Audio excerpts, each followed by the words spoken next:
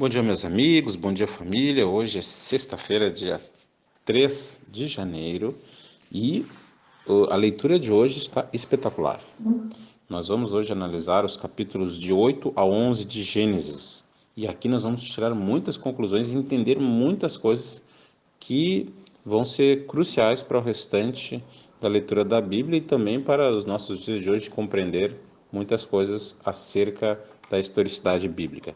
Primeiro, Noé está na arca e agora vai passar um tempo e Deus vai mandar passar um vento na terra para começar a acalmar as águas. Choveu durante 40 dias, abriu as comportas do céu, as comportas do abismo, era muita água.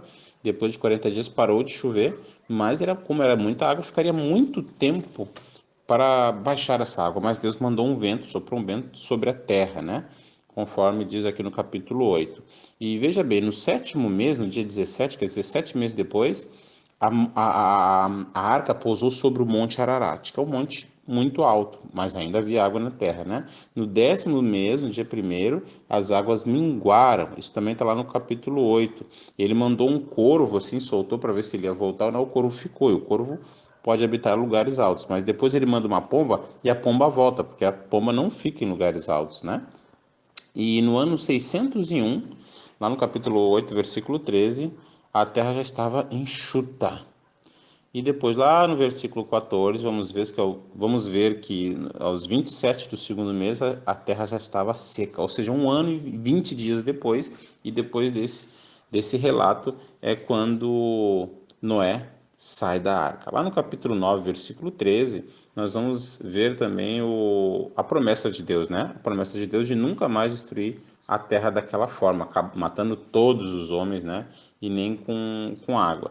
E também no capítulo 9, versículo 3 e 4, Deus agora tolera o comer carne, porque até aqui não tem relato bíblico dizendo que o homem poderia comer carne, pelo menos eu não encontrei, E Deus agora fala que o homem pode comer carne desde que seja carne sem sangue, isso porque ainda levaria tempo até que ele pudesse plantar, assim que sai da arca. E agora a gente vai perceber a história de Cã. Cã, ou Cão, é a mesma pessoa, é o filho mais novo de Noé. Ele tinha o Sem, o Cã e o Jafé. O Sem era o mais velho. Cão, depois de alguns dias passados, Noé se embebedou, tomou vinho. Ou seja, o vinho, quando a Bíblia relata vinho, é suco de uva, que pode ser fermentado ou não.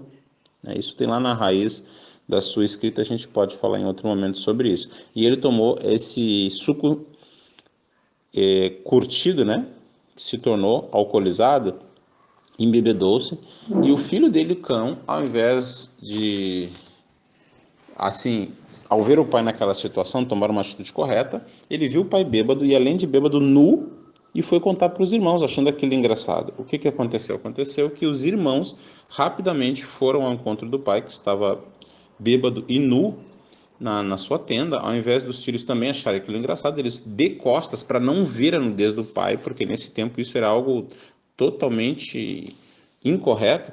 Eles de costas então cobriram Noé.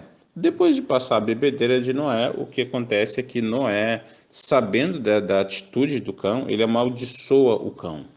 Amaldiçoa o cão, ou Cã, E vai dizer para o cão que ele vai ser sempre escravo dos seus filhos. A descendência dele vai ser sempre escravo, vai sempre servir a descendência de Sem, que era o mais velho, que era o primogênito e teria as principais bênçãos, conforme a tradição.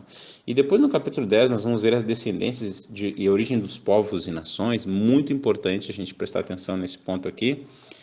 E nós vamos ver ali, no capítulo 10, versículo 9, aparece Nimrod. E Nimrod vai aparecer mais de uma vez. Ele vai aparecer também no livro de Miqueias, uma referência a ele, no livro de 1 Crônicas, e tem mais um outro texto que eu não lembro, que também vai aparecer Nimrod. Ele foi poderoso na terra.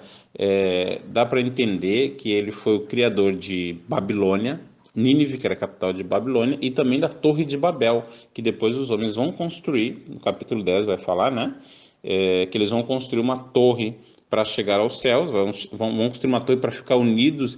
Na verdade, é uma afronta a Deus aquela construção da Torre de Babel, porque Deus já tinha dado uma promessa, ou seja, a gente não crê, não está nem aí para a promessa de Deus, vamos construir essa torre, levaram alguns anos construindo essa torre.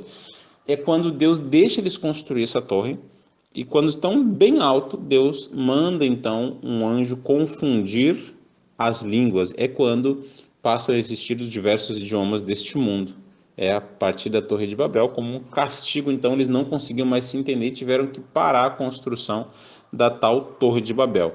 Eu estou enviando aqui para vocês também um link de um site da revista Galileu, que é uma revista que não é cristã, que mostra evidências da existência, da possível existência da Torre de Babel, né? Então depois você pode clicar ali e dar uma olhada.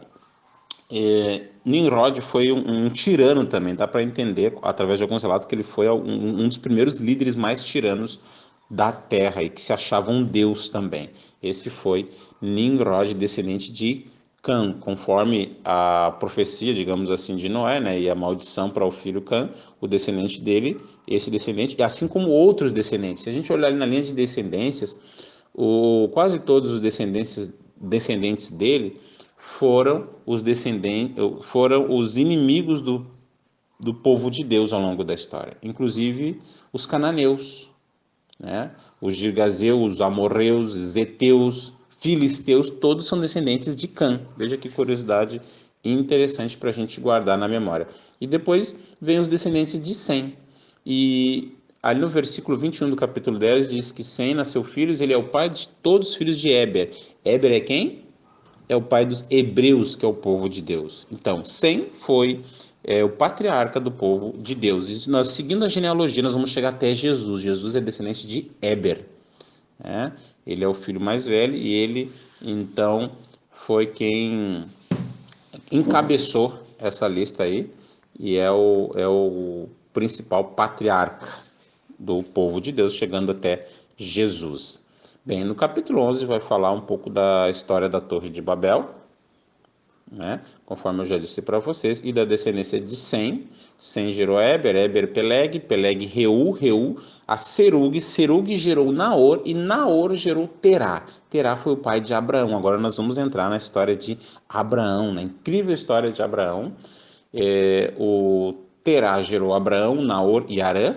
Eles eram 3 irmãos, porém o Arã morreu antes da hora, digamos assim, né? Ele morreu antes do próprio pai, deixou 2 filhos, o Ló e a Milca. Milca casou com seu tio Naor e Abraão passou a viver e a cuidar de Ló. E ali nós vamos, a partir da leitura de amanhã, entender um pouco mais a história de Abraão, começar a entender a história de Abraão, que é muito bonita, extensa, e também a história de Ló dentro do contexto de Abraão. Aqui fala também que Abraão foi casado com Sarai, e ela era estéril, não tinha filhos, e nem por isso ele se separou dela, né?